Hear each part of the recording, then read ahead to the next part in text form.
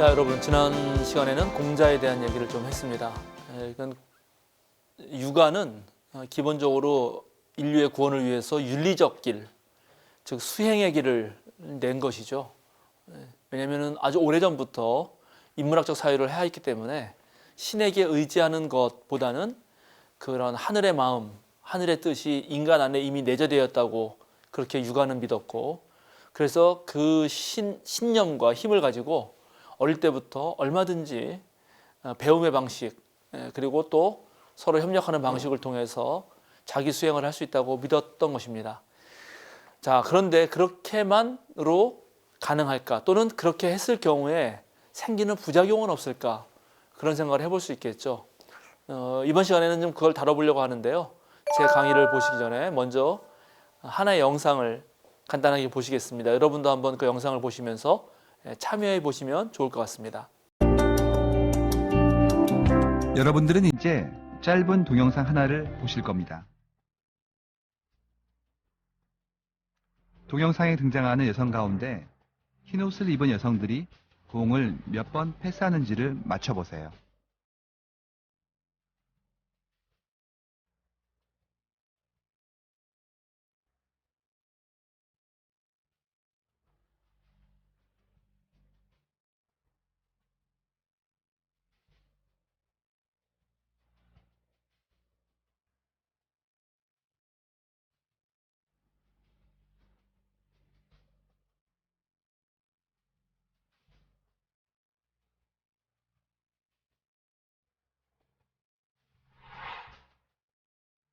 정답은 16번입니다. 그런데 혹시 고릴라 보셨나요?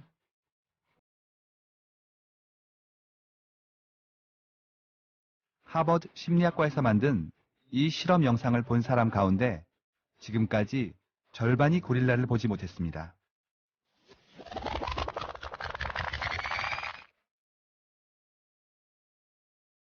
고릴라를 보셨다면 여성 한 명이 밖으로 나가고 커튼 색깔이 바뀐 건 어떤가요? 보셨나요? 있는데 못 보는 거죠. 그리고 없다고 생각하는 거죠. 우리가 그 관성에 따라서 자기 하는 일에 막 몰두하고 이러다 보면 이 세상이 바뀌는 걸 잘 모르거든요. 못 본 사람들은 아예 못 봤다는 인지조차 못 합니다. 어떻게 여러분 맞히셨나요? 여성들이 공을 던지는 것에 집중하다 보면 뒤에 고릴라가 지나가는지 안 지나가는지 그것조차도 모릅니다. 그런데 그걸 물어보면은 고릴라를 못 봤다 이렇게 말을 해야 되는데 고릴라 지나간 적이 없다라고 우기는 사람들이 있어요. 언제 고릴라가 지나가냐고. 솔직히 나는 못 봤다 이렇게 말해야 되는데 나중에 자세히 보면은 당연히 고릴라가 지나가죠. 근데 그것뿐만이 아니었죠. 여성 한 명이 빠지고 뒤에 천 색깔이 또 바뀌었습니다. 이 영상이 말해주는 것은 무엇일까요? 우리가 한 가지에 매진하다 보면 미처 자기의 주변에서 벌어지는 다른 것을 못 본다는 것입니다. 다른 것을 못 본다는 사실을 인지하지 않고 자기가 본 것만이 전부라고 여기면서 또 그것이 옳다고 여기면서 다른 사람을 가르치려는 사람이 있죠. 누구라 그러죠? 그걸 꼰대라고 합니다. BBC에서 오늘의 단어 뭐 이런 것을 알려주는 그런 시간이 있었는데 그때 한국 단어가 나왔는데 그게 꼰대였어요. 꼰대. 그리고 영어로 뭐라고 말하냐면 An older person who believes they are always right. 나이 든 사람인데 물론 나이 든 사람만 그런 건 아니죠.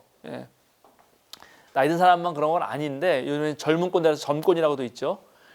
나이 든 사람인데 자신이 언제나 옳다고 생각하고 너는 틀리다고 말하는 사람. 그거를 오늘의 단어로 한국 단어를 꼰대를 소개한 적이 있습니다. BBC에서. 자, 근데 여러분 우리에게는 그런 게 있어요.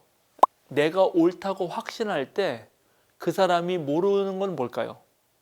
여러분 한번 생각해 보시죠. 내가 어떤 주제에 대해서 어떤 문제에 대해서 내가 옳다고 확신할 때 내가 모르고 있었던 것. 그거는 바로 당신이 틀렸다는 사실입니다. 그럼 당신이 틀렸다는 사실을 알았을 때 그때 어떤가요? 그때 온갖 수치감과 부끄러움이 몰려옵니다. 그런데 그것은 당신 자신이 틀렸다는 걸 알았을 때이고요.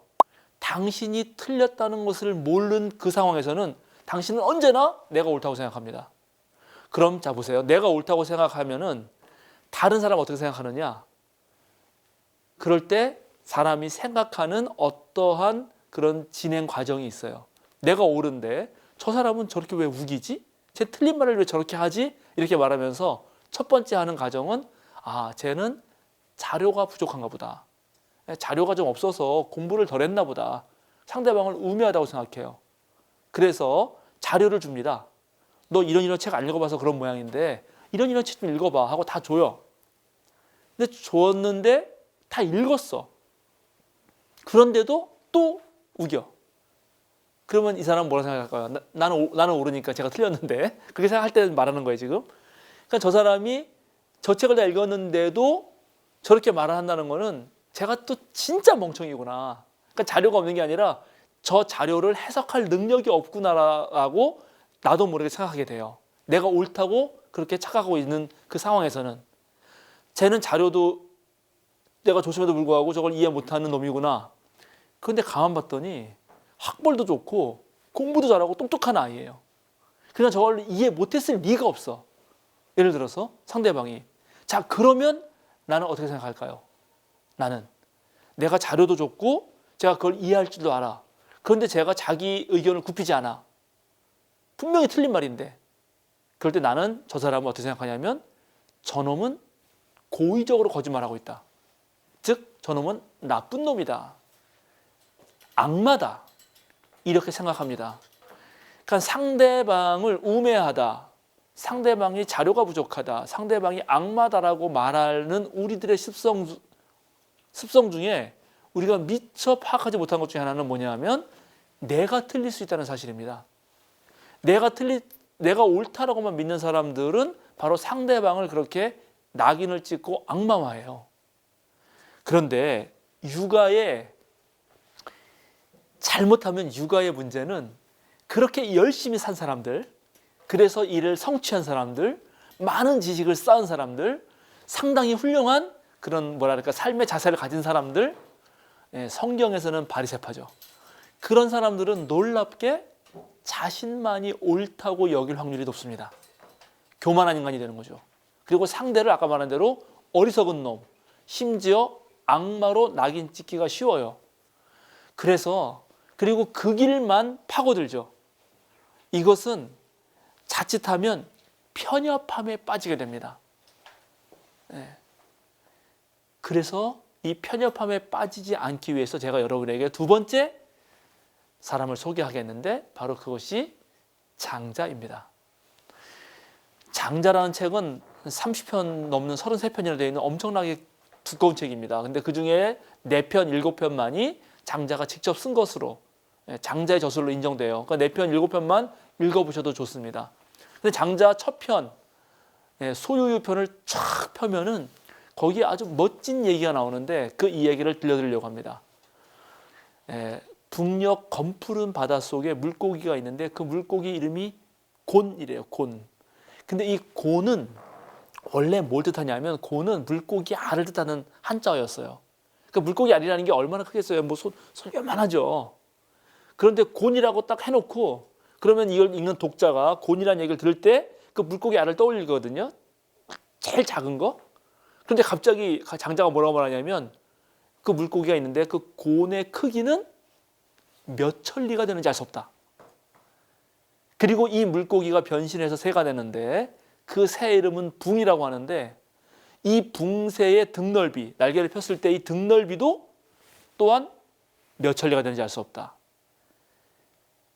온몸에 힘을 다해서 날면 한쪽 편 날개가 이렇게 쫙 펼치면 그게 하늘 전체의 반을 가린 무슨 구름과 같이 그렇게 보인다. 그리고 이 새가 이제 바다가 이렇게 해류에 따라서 움직일 때 저 남쪽 끝에 있는 북쪽에서 더 남쪽 끝으로 날아가는데 한 번 날아가면 9만리를 날아간다. 한 번 날개짓을 하면 3천리를 위로 올라온다. 이런 얘기를 하거든요. 완전 정말 엄청난 허풍이죠. 엄청난 상상력이죠. 장자의 이야기는 상상의 세계로 우리를 초대합니다. 이 상상은 왜 중요한가? 상상은 없는 것을 그려내는 능력이에요. 공자가 있는 것을 최선을 다해서 이루려고 했다면 장자는 우리에게 없는 것을 사유하라고 초청합니다. 이것이 중요한 거예요. 다르게 보는 힘이거든요. 그리고 장자가 또 이런 말도 합니다. 어떤 이야기를 들려주냐면은 송나라 사람 중에 손이 트지 않는 약, 저 어릴 때도 저 시골에 살아가지고 손이 막 엄청 텄는데 막 동상도 걸리고, 근데 겨울에 그 손이 트지 않는 약 있으면 얼마나 좋아요. 저 어릴 때는 바세린 이런 거 바르고 그랬는데, 그런 손이 트지 않는 약을 개발하는 사람이 있었어요. 근데 이 사람은 손이 트지 않는 약이니까 이걸 가지고 뭘 했냐면 대대로 이 가문에서 솜을 물에 빠는, 즉 이불 빨래를 해주는, 솜을 물에 빠는 일을 가업으로 삼은 거예요. 그렇죠? 그럼 얼마나 좋아요. 맨날 이제 물을 딱 빨래해야 되니까 손 부르트는데 그 약이 있으니 이 집은 아주 잘 버는 거지. 계속. 그렇게 해서 가업을 삼고 있는데 어느 날 나그네가 지나가다가 그 이야기를 듣고, 야, 그 손 안 트는 약 그 비법을 나에게 알려주면 내가 100금을 주겠다. 그랬더니 이 사람이 다 친척들을 모아가지고 가문에 회의를 해요. 이거 어떡하지? 야, 우리는 맨날 이거 손 빨아서 빨래 빨아봤자 얼마 못 버는데 100금 준다니까 파는 게 어떻겠냐. 그래가지고 팔아요. 그 기술을 100금에. 그래서 이 사람이 이제 그 100금을 내고 손이 트지 않는 걸 가지고 어떻게 했는가? 이 약을 가지고 전쟁에 나갑니다. 그래서 바다에서 싸우는 그런 병사들, 즉 해병들에게, 해군들에게 전부 다 바르게 해요. 수중전을 이용하는 거죠. 그래서 바로 이 오나라의 장수들이가 됐고 월나라의 싸움에서 이깁니다. 여러분 어떻게 생각하십니까? 어떤 사람은 손이 트지 않는 비법을 가지고 그저 빨래나 했지만 어떤 사람은 이 손이 트지 않는 비법을 가지고 나라를 삼켰어요. 이게 장자의 상상력인데, 장자가 이런 허황된 얘기들을 막 하니까 장자의 친구 해시가, 야, 너는 그런 거 가지고 도대체 뭐에 쓸모가 있는지 모르겠다. 아무런 쓸모가 없다. 그러면서 유명한 박 얘기를 해요. 네가 나한테 박을 먹으라고 그 물뜨라고 박을 씨를 줬는데 네가 준 씨를 심었더니 박이 얼마나 큰지, 도대체 그걸 가지고는 물을 떠먹을 수도 없고 그 어디 쓸모가 없어가지고 내가 다 베어버렸다. 그랬더니 장자가 하는 말이, 이 바보 같은 놈아, 넌 그걸 가지고 물 먹으려는 데만 썼으니까 그런 거지. 그걸 가지고 배를 만들어서 물가에 띄워서 그걸 타고 시 한 수 읊으면 얼마나 아름다운 삶이 되겠냐라고 혼내주는 장면이 나옵니다. 그러니까 공자의 육아의 윤리적 수행의 문제에서 우리가 한쪽으로 편협하게 가는 것을 장자는 이제 새로운 방식으로 생각해보고 새로운 상상력을 가져보라고 초청합니다. 또 장자의 얘기 중에 되게 재밌는 얘기 하나 있어요. 이게 와각지쟁이라는 것인데, 와각지쟁, 그건 뭐냐면 달팽이, 여러분 달팽이 보셨나요? 달팽이? 저도 어릴 때 달팽이 많이 가지고 놀았는데, 달팽이 보면 요 촉수가 있잖아요. 촉수. 달팽이가 이렇게 막 기어갈 때 여기서 이렇게 뭐가 촉수가 나오죠. 이게 바로 와각이에요. 달팽이의 요 촉수 나오는. 그러니까 와각지쟁은 뭐냐면 달팽이의 이쪽 촉수가 있고 이쪽 촉수가 있죠. 오른쪽 촉수가 있고 왼쪽 촉수가 있는데, 그 오른쪽 왼쪽 촉수에 한쪽에는 촉씨라는 자가, 한쪽에는 만씨라는 자가 서로 여기서 전쟁을 했다는 거예요. 이런 상상력. 무슨 말인지 알겠어요? 달팽이가 기어가는 데에서 나라가 요 달팽이 머리 끝에 여기서 전쟁을 했다니까요. 그래가지고 전쟁을 시작했는데 죽은 자가 수만 명에 이르고 도망가는 적을 추격한 지 15일 만에 전쟁을 멈췄다. 그런 얘기를 장자가 들려줘요. 그랬더니 그거 들은 사람이 뭐라 그러겠어요? 장자 욕했겠죠. 이 말되는 놈, 그 달팽이가 요만한데 거기서 무슨 나라가 전쟁을 하고 죽은 사람이 수만 명에 이르냐? 이렇게 물어요. 그랬더니 장자가 이 말을 왜 했을까요? 바로 지구에서 나라를 다투는 그 춘추 전국 시대에 나라 땅 좀 먹겠다고 싸우는 놈이 바로 그 달팽이 촉수 위에서, 그 달팽이 뿔 위에서 싸우는 놈들하고 똑같다라고 말하는 것입니다. 대단하죠. 이 관점은 장자처럼 우주적 관점, 즉 저 우주에 밖에 나가서 지구를 내려볼 때만 가능한 관점입니다. 이거를 이제 제가 좋아하는 영어로 오버뷰 이펙트라고 합니다. 이건 무슨 말이냐면, 여러분 칼 세이건의 코스모스라는 책이 있죠. 그 책에 보면은 그 창백한 그 푸른 점이라고 하는 한 장의 사진이 나옵니다. 지구 밖에 나가서 칼 세이건이 그 우주선 밖으로 내보내는데 엄청난 공을 한 과학자죠. 그래서 우주선이 한번 화면을 돌려가지고 지구를 찍었는데 그 지구가 엄청난 은하계 그 중에 아주 창백하게 푸른 점 하나로 탁 나와요. 그게 엄청나게 감동을 주는데, 근데 이제 그렇게 봤을 때 저렇게 작은 지구점 위에서 수만 명의 인류가 사는 거고, 수십억에 수십만 년 싸워왔던 것이고 그랬던 것이죠. 그런데 이 오버뷰 이펙트라는 말은 뭐냐면, 그렇게 우주선을 타고 밖으로 나갔던 사람들의 경험입니다. 우주선을 타고 밖으로 나갔던 사람들이 그 밖에서 지구를 보고 나서 느꼈던 느낌들이 있어요. 그리고 그 사람들이 다시 지구에 돌아왔을 때 삶이 바뀌어요. 그 전에는 그렇게 안 살았는데 그 밖에 나갔다가 다시 지구로 돌아와서는 훨씬 더 여유로워지고, 훨씬 더 뭐랄까 이렇게 너그러워지고, 훨씬 더 넉넉한 마음이 됐다는 거예요. 그 왜 그러냐고 물어봤더니, 그 지구 안에 살 때는 그냥 아웅다웅 하면서 막 그냥 땅 한 뼘이라도 내가 더 가지려고 그렇게 살았다면, 저 지구 밖에 나가서 지구를 봤더니 그 아름다운 푸른 별이 얼마나 아름다운지, 그리고 그게 얼마나 작아 보이는지, 저기서 그 뭐 하자고 그렇게 아웅다웅하고 싸웠나 하는 생각을 했다는 것입니다. 그러니까 장자의 상상력이 주는 효과, 다르게 생각하는 법은 바로 공자처럼 살아갈 때, 그건 의미 있어요. 되게 중요한 것입니다. 여러분, 아까 말한 대로 불안한 사회에 휘둥거리며 살지 않고 한 곳에 닻을 내리는 일은 중요해요. 그러나 그것만이 전부인 줄 알았을 때 생기는 문제점들을 조금 더 너그럽게 풀어주고 있다는 것입니다. 자, 한 가지 얘기를 더 할 건데요. 또 장자하면 떠오르는 유명한 이야기가 있죠. 여러분 아마 아실 것입니다. 장자가 하루는 꿈을 꿨어요. 근데 꿈엔 나비가 됐어요. 나비가 돼가지고 홀홀 날아다니는 거예요. 얼마나 좋은지 몰라요. 너무 기분이 좋아가지고 그 나비가 됐을 때 자신이 장자라는 생각을 잊어버렸어요. 근데 잠에서 딱 깼어. 그때 보니까 장자인 거예요. 그래 놓고 장자가 질문을 합니다. 내가 원래 장자인데 꿈에서 나비가 된 것인가? 아니면 나는 원래 나비인데 그 나비가 꿈을 꾸면서 지금 장자로 나타나는 것인가?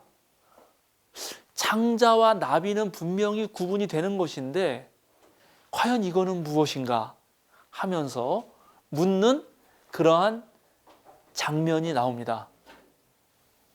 여러분 이거 어떻게 생각하십니까? 이거는 지금 장자가 자신을 성찰하는 것이 무엇인가를 보여주고 있어요. 이 대단한 것입니다. 제가 이 강의 첫 시간에 나 하나를 살펴보기 위해서 물리적 환경, 그 다음에 내 내면 심리, 그 다음에 남과의 관계, 우리가 지나온 역사, 앞으로 가야 할 미래를 전체를 통찰하면서 성찰해야 된다고 말씀드렸듯이, 장자는 지금 실제 나와, 그 다음에 다른 사람들에게 비춰지는 나와, 실용적으로 행위하고 있는 나와, 또 꿈속에서 꿈을 꾸고 있는 나와, 그 꿈꾸는 나를 바라보는 나, 이런 나들을 계속 성찰하고 있습니다. 공자의 의도가 중요하고 의미 있지만 그렇게 한 가지로 매몰돼서 막 뛰쳐나갈 때, 막 매진해 나갈 때 우린 자칫하면 나를 성찰하는 것을 잊을 수도 있다. 그래서 상당히 중요한 것은 그렇게 열심히 노력을 하면서도 이제 모든 종교 전통에서 있는 아침 저녁 명상이라든가 물론 기도라든가 이런 성찰의 시간을 통해서 내 자리가 어디인지를 확인할 필요가 있다. 과연 나는 장자인가? 나는 나비인가? 장자가 꿈을 꿔서 나비가 된 것인가? 아니면 나비가 꿈을 꿔서 장자가 된 것인가? 이런 것을 성찰하는 능력 또한 함께 겸비해야 된다. 이 말을 장자는 우리들에게 해주고 있습니다. 자, 오늘 시간은 일단 여기서 마치고요. 장자의 또 다른 이야기들이 몇 가지 더 있습니다. 아주 또 중요하고 불안의 시대를 살아가는 우리들에게 의미 있는 얘기들입니다. 그 얘기는 다음 시간에 하도록 하겠습니다. 여러분 감사합니다.